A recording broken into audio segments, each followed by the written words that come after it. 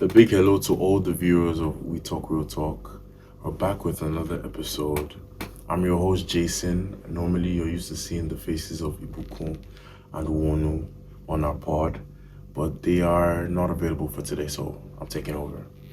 I'm Jason, and today we have a very well-renowned psychologist here today. We're going to talk about social integration. Divorce can affect friendships, dynamics between friends, acquaintances. So it's important to understand how to rebuild yourself, your identity after divorce. This is what we're going to learn today. So I'm here with Mrs. Miss Ayotunde. Miss Ayotunde. Tokura. Miss Ayotunde Dekura. Yeah, Tokura. Tokura. Okay. And we're going to learn a lot about this topic today. So I'm going to ask you some questions, and we're going to learn, including me. I'm going to learn too. So my first question is, why do some divorced individuals isolate themselves socially? Okay, so I think that's a very easy question to answer. Most times they feel like anyone coming around is just coming for the gists, what's happening, how did it go, and then I think there's also the fear that people that are coming to mock them. So at that point they want to try and avoid a lot of people. So I think that's the root cause of why a lot of people would just want to isolate themselves from people, even family, friends, because at that point it's difficult to really trust anyone. Yeah, to know who and for what intention. Okay, that makes sense. So how does this stigma affect divorced parents? The parents themselves. Yeah, the parents themselves, like the backlash of everything going on and stuff. How does it affect them? Yeah. Okay. So at the point of marriage, at the vows, for better, for worse, for richer, for poor, all of that. And then the reality comes that all that was just... and it's all gone, So they start to question themselves, they doubt themselves. Even as people, their own people. Can they trust their decisions, So they begin to question the decisions that they make, because at the beginning of it, I'm going to marry this person and we're going to be together forever. Yes. And then all of a sudden, it's not going to happen. Yeah. So the first thing is that they doubt themselves. I've never seen it like that. Oh, really? I've never seen it in that perspective of it can affect how you, like, self-identity crisis kind of. Yes, it's such a question. So everything about me, to some extent, is questionable. Was I who I thought I was, or was he who he thought he was? So at that point they question themselves. And then and from that it spirals to a lot of other things. Even their careers can also be influenced by that. And then you're questioning someone who you spent a long time with, no matter how long, short or long it was. You spent a lot of time with, and then all of a sudden you're wondering, okay, how about the people around me, my friends? You start to question, are these people really there because they want to be there for me? So it just makes you question a lot of the decisions that you have made. Think a lot of things. Yeah. Wow. Yeah. Okay. Well, what emotional effects does loneliness create? What effects? What spirals from that state of being? I guess it's from after. They have chosen to isolate people because of lack of trust, because of even uncertainty of knowing what they're really looking for, what people are really looking for. So, what comes after that, or emotional? What can you do to someone? Okay. Well, there's anger, because everyone that comes, since they've isolated themselves, there's lack of trust for people, for themselves, So there's anger. There's anger at people, anger at themselves. And so what that does a lot of times is you see how it pours out on the children. So unconsciously, they're angry at the child, especially if the child reminds them of that spouse. The tendency, some of the characteristics of that spouse, you will see it in the child. Yes, whether it be the mannerisms, even looks physically. Yes, so there's anger there. And then after all that, they can see they can see how they're treating the child is not nice or is not good, so they can be angry at themselves. Exactly. Which mirrors again, so it's just bouncing off. Okay. Wow, that's a whole lot, Really? That's a whole lot, actually. Okay. So how can we support systems that improve healing? Okay. How can we what?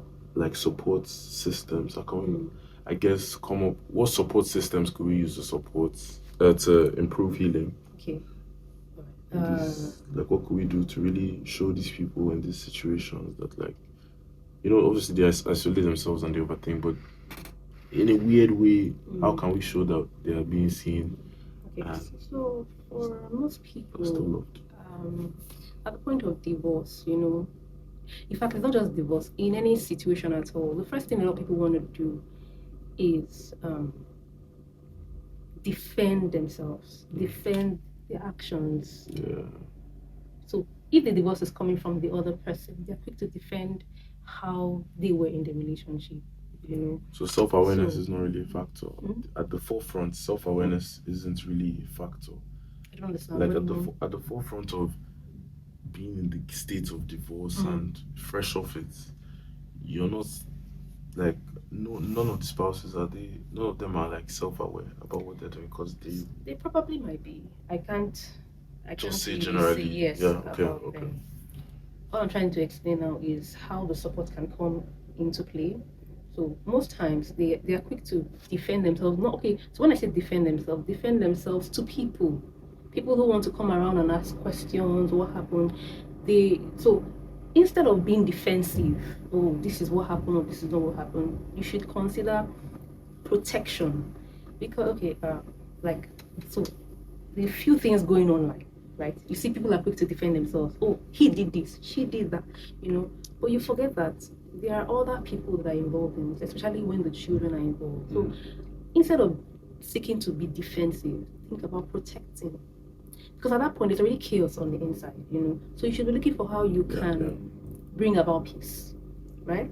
Now, in the midst of all of the friends and relatives, you should be able to, I talked about doubt for yourself and for even those around, but you would have to, so this is where self-awareness comes into play. You have to now consciously seek out those who can actually protect you at that point.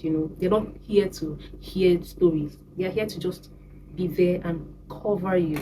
So when you see those people that, okay, what you need, when you see those kind of people and you identify them, you should bring those people closer, so that at that point, because you need to, so because of the doubt, you have to now, so like I said about the self-awareness again, so you have to be aware of where you are spiraling out of control, and then seek for help. So in seeking for help, you will be able to identify those who would want to actually help. They may be, if not me, they will always be a few, but they will be there. So you seek out those ones so that they can help you protect your peace.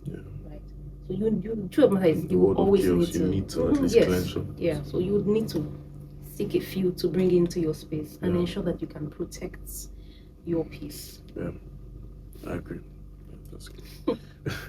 And my last question, is what role does community play in recovery? I guess community means people social media. We're going to talk about community. Okay, so if it's the quiet thing and it doesn't get out, but the truth of the matter is, there's community everywhere. Your neighbors, the people you buy things from there, and they will notice the difference. So so what role do they play? People should learn to, in terms of recovery. So the community at large. It's okay. It's okay. So people should learn to be kinder. So you see someone, and before now, if he's coming to shop or he's coming to shop, he's coming with his wife, or, you see them strolling on the street, and all of a sudden you're not seeing this. Don't be too quick to want to start. Everyone should learn to be kinder and more observant. More So thoughtful. you would know that, okay, for a while now, we've not been seeing these two together. Probably something is wrong. It may not even be a divorce, but don't be too quick to want to ask, oh, how's your husband? Where's your husband? Where's your wife? You need to see it if they were in their shoes. What would suffice for them if they were in those people's shoes? I think it's still the same thing. Don't be too nosy. Yes, don't ask so many questions. Yes, you know. I think that's how the community can really support. You know, don't be too nosy. Don't ask too many questions. Yes. Because at that point, nobody wants to answer questions. So it's just, and you know it's uncomfortable, it's fresh. So why? Unless they start speaking about it first, yes. You have no need for you to do that. So, with the reflection of it all, healing after divorce is not only personal. Social connection matters too. And I believe so because the healing, as you even pointed out, you know, when I talked about community and I said people around, then we said, but it's community everywhere. Where you go, where you can be socially viable, wherever, whether it be the classroom or where you work, where you buy, like anything that's patterned on your whole life, like anything that's based on your patterns and where you go, the community can be formed there. So it's not only based on the personal people you know so tightly. You know, it affects everything. I feel like that's my reflection with it all. But this was fun. I was very quiet and very attentive because I listened, especially when it came to the point you mentioned about the reflection of them as people and the doubts and how it just builds up and spirals of fear. Very interesting, man. Thank you so much for the lessons that we learned. This is our episode today on social integration. I hope everybody that's watching and listening from wherever have learned at least half of what I've learned, you know. This was our episode today. I'm your host, Jason Ado, and I was here with Miss Ayotunde Tokura. Yes, man. And we want to say bye-bye until the next time. Bye.